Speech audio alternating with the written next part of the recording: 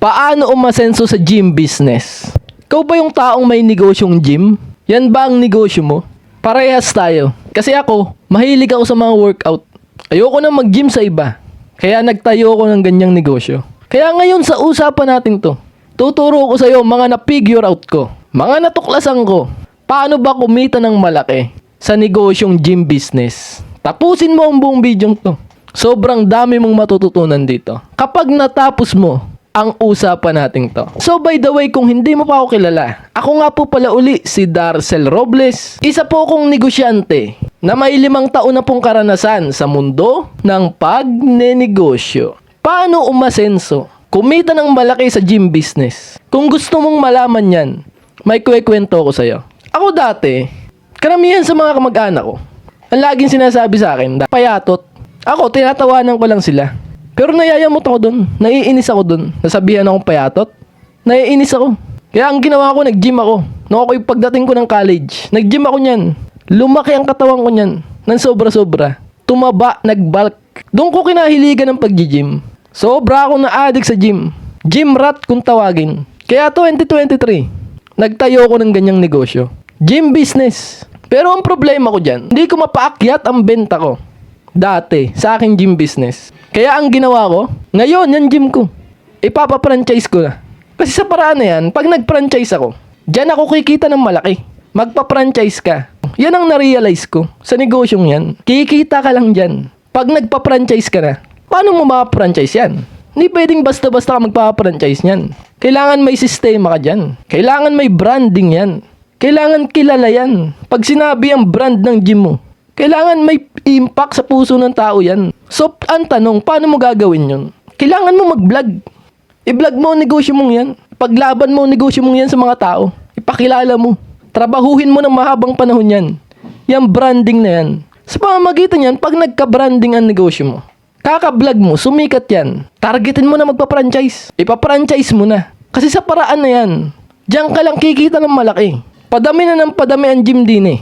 Sa atin sa Pilipinas. Sobrang hirap na ng competition sa gym. Kailangan na nating lupitan sa branding.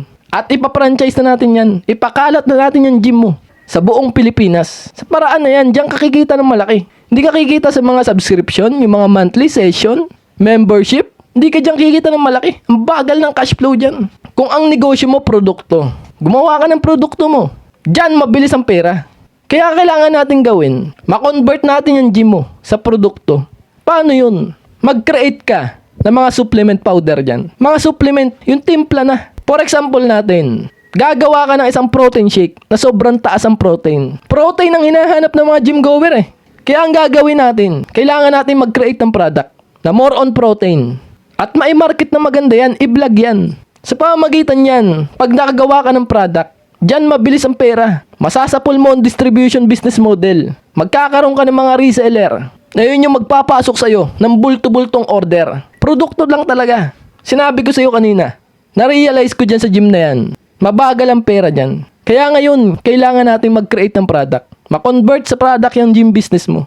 Gumawa ka ng t-shirt, muscle shirt, gumawa ka ng mga protein shake. Yan ang mga products. Pag nagawa mo yan, dyan bibilis ang pera mo.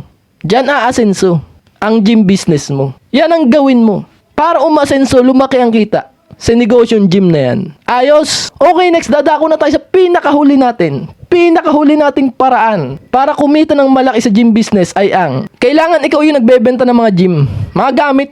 Kailangan ikaw maging supplier niyan. Nagbebenta ka ng mga dumbbells. Nagbebenta ka ng mga machine. Yan lang. Kasi ako dati, nagbenta ako ng mga gamit. Nagbenta ako. Kasi dyan sa paraan na yan, di sabi ko sa'yo kanina, hindi kaya yaman sa mga session, membership, mabagal ang pera dyan. Kaya ngayon, kailangan natin maging supplier. Tayo yung magbebenta ng mga gamit. Kahit di na tayo gumawa ng produktong yan, kahit di na tayo maalam mag-welding, kunin natin sa iba, sa fabricator ng gym. Ibenta natin ng mas malaki. Gagalingan lang natin magbenta. At yan yung sinasabi ko sa'yo. Paano mag-generate ng benta? May sistema ako dyan. At yan ang ituturo ko sa'yo. Kung gusto mo magpaturo sa akin, malaman ang sikreto ko sa pagbebenta, sa pagmamarketing, mag-comment ka dyan sa baba na magpapaturo ka sa aking program na Benta System. Paano magkabenta? At yung sinabi ko sa'yo kanina, yung pagbablog, i-vlog mo. Tuturuan din kita, ako nang bahala. Isang buong buwan lang, mapipigure out mo lahat yan. Huli mo na yan, master mo na yan. Ayos? So ang tanong, bakit ko sinasabi sa inyo to? Bakit ko tinuturo sa inyo ng libro to? Kasi para sa akin, naniniwala ko. Madaming gym ang magsasara. Malulugi. Kasi hindi nila alam yan. Yung business model na sinabi ko sa iyo. Lahat ng negosyo, may nakatagong sekreto. Katulad ng mga San Miguel. Kala mo alak ang pinaka-negosyo nila, dun sila yumaman? Hindi. May business model behind dun. Di lang alak. Yun lang yung pang-front nila. Pero may business model, kaya sumabog ng sobra-sobra. Ang mga kumpanyang yan, yung mga San Miguel na yan, may business model. At yan ang tinuro ko sa'yo. Franchising business model. Distribution business model. Gumawa ka ng sarili mong product.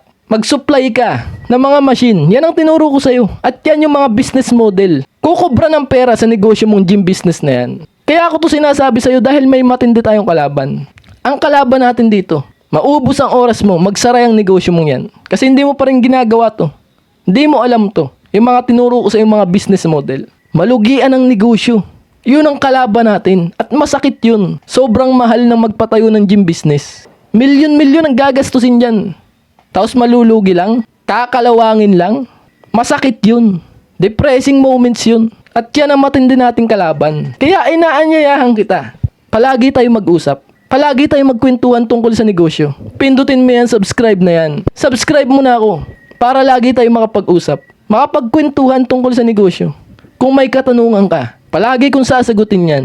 Inaanyayahan kita. Samahan mo ko. Pindutin mo yan, subscribe na yan. Mga kanegosyo ko, palagi niyo pong tandaan ito ha. Ang gym business, kung gusto mong kumita ng malaki dito, ang gym business tungkol yan sa franchising business model. Tandaan mo ito, sobrang mahirap. Paganahin yung business model na tinuro ko sa'yo. Franchising, distribution, sobrang habang panahon ang tatahakin mo dyan. Pero itong sasabihin ko sa'yo, kapag naabot mo yan, magbabago ang buhay mo. Kaya ngayon, isipin mo lagi ang pangarap mo.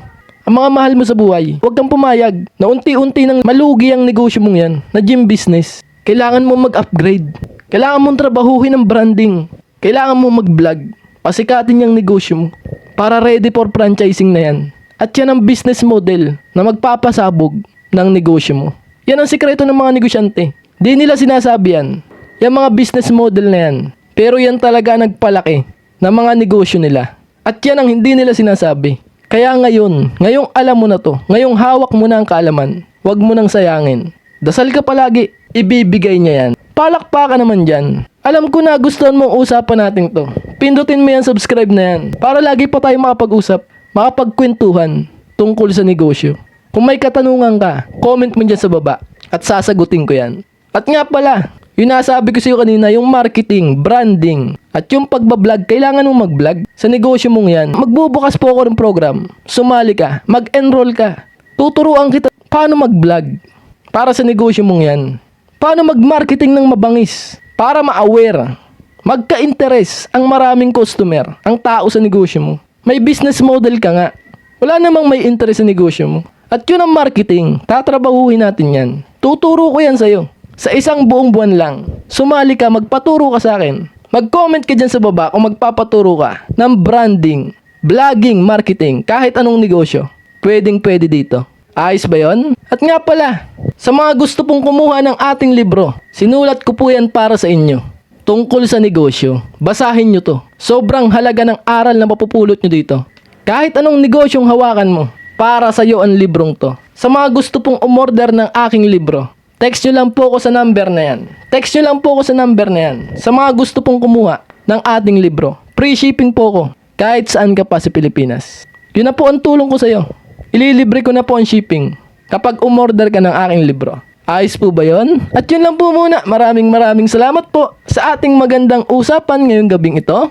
Ako'y magpapaalam na po muna. Kita-kita po tayo susunod. Ako po muli, si Darcel Robles, na mag-iiwan po sa inyo po ng katagang ang tamad. Wag na wag mong papakainin. Ciao, bye!